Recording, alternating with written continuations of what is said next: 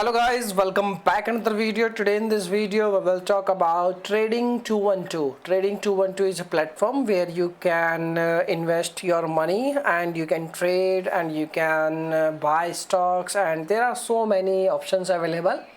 They are providing so many services right now, so you should go with this platform or not, and what are the major problems. So in this video we will cover lots of information, so let's get started. So first of all, I want to tell you, like, this platform is approx, you can say, like 18 to 19 years old platform, and the brand is available on internet from last a long period of time. Okay, so it means the brand is you can say, like, providing good services, we can say. But after checking lots of reviews on Trustpilot, you can see there are so many reviews available, like 57,000 reviews, out of which 6% reviews is only negative reviews. And there are you can say, like, so many reasons behind this thing. Like there is no, you can say, like, specific reason is mentioned.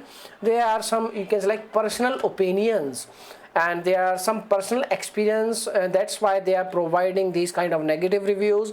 But 80% reviews is you can say, like, positive, and 11% is, you can say, like, good reviews, and 3% is only like average reviews, but 6% you can say, like, negative reviews.